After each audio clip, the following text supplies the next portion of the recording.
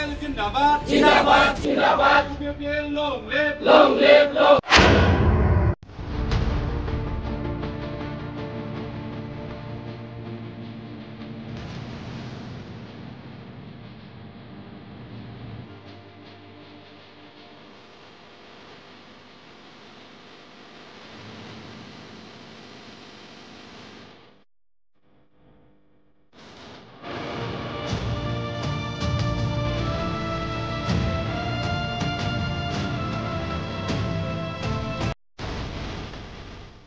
নথৌ উৎফুল্লিত যে জাগা জাগাত আমি গৈ আছো আৰু বহুত জাগাৰ পৰা আমাক মাতি আছে আৰু সেই মৰ্মে আজিও মই চিৰাং 14 নং চিৰাং দুৱাৰ সমষ্টিৰ আমাৰ এইখন দেউশ্ৰী অঞ্চলত আহিছোঁ। আজি এইখন দেৱীতলা গাঁৱত আজি এটা প্ৰগ্ৰাম হৈ গ'ল আৰু ইয়াত আমাৰ ৰাইজে জনসাধাৰণে বিশেষকৈ আমাৰ সাঁওতাল জনগোষ্ঠীৰ পৰা আমাৰ আদিবাসী জনগোষ্ঠীৰ পৰা বিভিন্ন আমাৰ কমিউনিটি কাষ্ট কমিউনিটি ফালৰ পৰা তেখেতসকলে মানে আজি যোগদান কৰিলে। আমাৰ UPPL দলক তেখেতসকলে আঁকোৱালি ল'লে।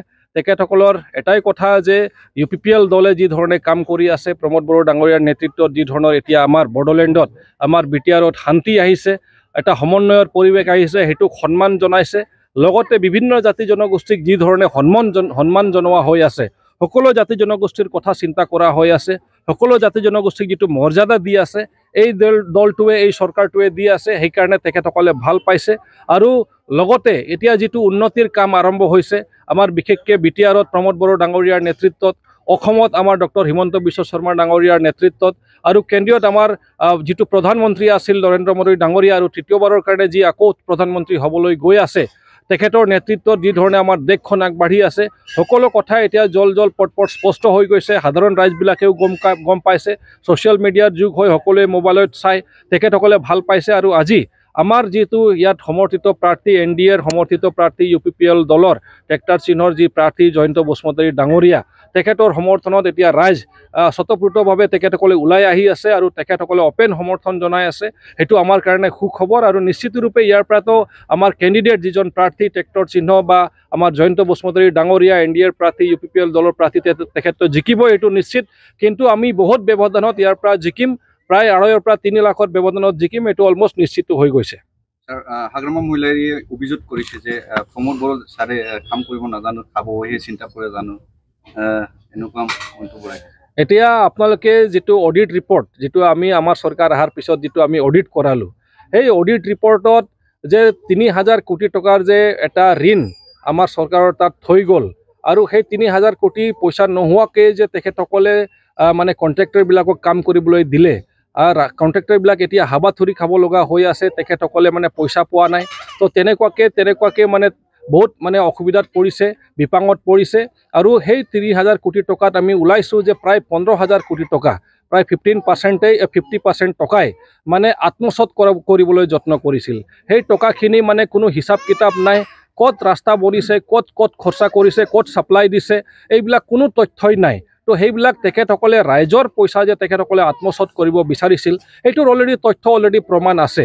কেগৰ ৰিপৰ্ট মতে যিবিলাক অডিট কৰিবলৈ আহিছিল তেখেতসকলে পাইছে যে যিবিলাক মানে ট্ৰেক্টৰ দেখুওৱা হৈছে, সেই ট্ৰেক্টৰবিলাকৰ যেতিয়া ৰেজিষ্ট্ৰেশ্যন নাম্বাৰ ওলাই ল'লে যে কোনটো ট্ৰেক্টৰ আপোনালোকে কিমান ৰেজিষ্ট্ৰেশ্যন নাম্বাৰ, যেতিয়া ৰেজিষ্ট্ৰেশ্যন নাম্বাৰ দিয়া হ'ল, কোনোবা বাইকৰ ৰেজিষ্ট্ৰেশ্যন নাম্বাৰ ওলাইছে, কোনোবা 4 হুইলাৰৰ ৰেজিষ্ট্ৰেশ্যন নাম্বাৰ ওলাইছে। তো ইমান দুৰ্নীতি কৰিছে নিজৰ সময়ত, সেইবিলাক কথা তেখেতসকলেতো লুকুৱাব নোৱাৰে। এতিয়া ঢাকিবলৈ নিজৰ যিটো দুৰ্নীতি সেইটো ঢাক দিবলৈ তেখেতসকলে এতিয়া প্ৰমোদ বড়ো ডাঙৰীয়াক UPPL দলক বৰ্তমানৰ চৰকাৰক দোষাৰোপ কৰিছে। কিন্তু আমাৰ চৰকাৰ ফালৰ পৰা আমি প্ৰত্যেক বছৰ অডিট কৰাই ৰাইজৰ সন্মুখত আমি একদম মানে প্ৰিণ্টেড বুকলেট আমি ৰাখি আছোঁ যে আমাৰ টকা কিমান আহিল, ক'ত খৰচা কৰিছোঁ, কেনেকুৱা খৰচা কৰিছোঁ, পূৰা পাই আমাৰ ওচৰত হিচাপ আছে। তো সেইকাৰণে আমি অপেন চেলেঞ্জ কৰিবলৈ এইটোৰ কাৰণে অপেন প্ৰত্যাহ্বান জনাইছোঁ, অপেন চেলেঞ্জ আমি ৰেডি আছোঁ। আপোনালোকে আহক, ফেচ টু ফেচ বহক, তেতিয়া জল পট স্পষ্ট হৈ যাব। আৰু ৰাইজক আজিকালি মানে ভুল পথে পৰিচালিত কৰিব দৰকাৰ নাই। ৰাইজে এতিয়া গম পাই গৈছে যে তেখেতসকলৰ সময়ত বহুত টকা অপব্যৱহাৰ হৈছে, ৰাইজৰ পইচা বহুত তেখেতসকলে মাৰি খাইছে, আত্মসাৎ কৰিছে। আৰু সেই কথাখিনি ৰাইজে গম পায় এতিয়া অপেনলি UPPL দলক সমৰ্থন জনাই আছে। কাৰণ UPPL দলে অকল শান্তি যে আনিছে তেনেকুৱা নহয়, প্ৰগতিৰ কাম বহুত আৰম্ভ হৈ গ'ল, বহুত ৰাস্তা বনি গ'ল, দলং বনি গ'ল, ইণ্ডিভিজুৱেল বেনিফিচিয়াৰীবিলাকে বেনিফিট পাই আছে, লাভালাভ পাই আছে আৰু বহুতখিনি কাম কাজ এতিয়া BCDC ৱাইজত আমি লিষ্ট লৈছোঁ। সকলো BCDCৰ এতিয়া কাম আৰম্ভ হৈ যাব, কোনেও বঞ্চিত অনুভৱ নকৰিব।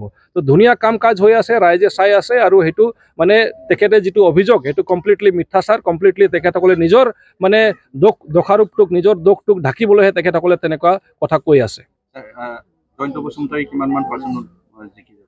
নাই, জয়ন্ত বসুমতাৰীটো অলৰেডি জিকিছে, কিন্তু এতিয়া কথাটো হ'ল যে প্ৰায় 2.5 পৰা 3 লাখৰ ব্যৱধানত ডিফাৰেঞ্চত এটা মাৰ্জিনত তেখেতে জিকিব, সেইটো অলমষ্ট নিশ্চিত হৈ আছে। এতিয়া যিটো আমাক টাৰ্গেট দিয়া হৈছে সেই টাৰ্গেট মতে আমি আগবাঢ়ি আছোঁ আৰু চাইছোঁ যে ৰাইজে যি ধৰণে আমাক সঁহাৰি জনাইছে, যি ধৰণে জইনিং কৰি আছে, যি ধৰণে তেখেতসকলে ছাপোৰ্ট দি আছে, একদম নিশ্চিত ৰূপে 2.5 পৰা 3 লাখৰ ব্যৱধানত জিকিবই তেখেত। ধন্যবাদ। নমস্কাৰ, মই আছিলোঁ BPF দলত। আৰু ফাৰ্ষ্টে আমি BJPত আছিলোঁ, BJPৰ পৰা আমি আহিলোঁ BPFত।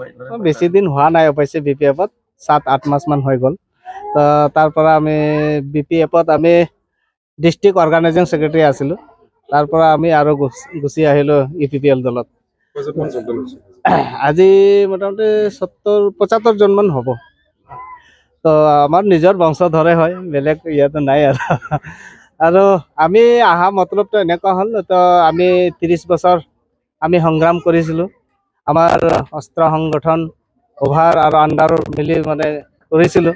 তো এতিয়া আমাৰ 2022ত আমাৰ চৰকাৰৰ লগত শান্তি চুক্তি হৈ গ'ল। তো তাৰপিছত আমি আমাৰ যেটা উন্নয়ন পৰিষদ গঠন কৰা দেওয়া হ'ল। তো গঠন কৰা দেওয়াৰ পিছত আমি যদি আৰু বিৰোধিতা দলত থাকি আমি যদি আমাৰ মানুহে আমি বিৰোধিতা কৰি থাকোঁ, তাতে সেইটোতো ঠিক নহ'ব। সেইটো কাৰণে আমি যেইটো চৰকাৰ আছে চৰকাৰৰ লগত আমি থাকিম, চৰকাৰৰ লগতে থাকিম।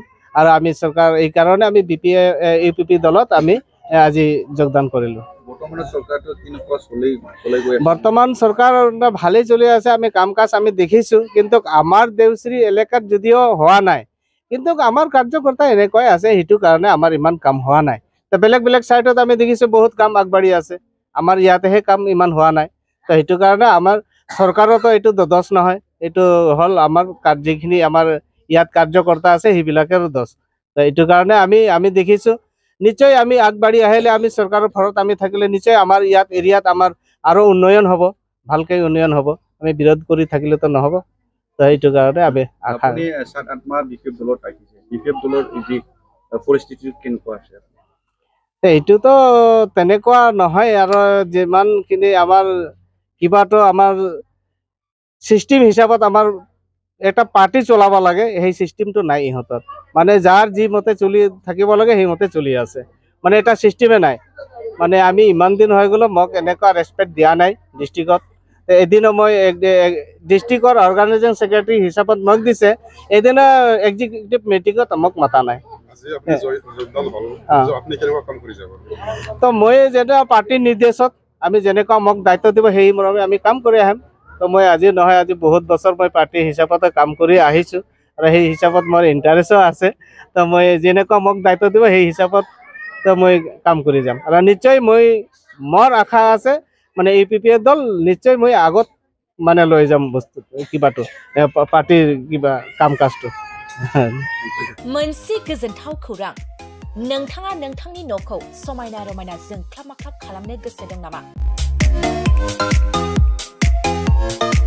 थारैनो नोंथाङा नोंथांनि न'खौ समायना रमायना साजायनो गोसो दं। बिथाइ लामानि साखाथियाव नोंथांनि न'खौ समायना रमायना खालामनो गोसो जानाय रायजो राजाफोरनि थाखाय बिजनेस भेन्स प्रडाक्ट्सआ लानानै फैदों गोजोनथाव खौरां।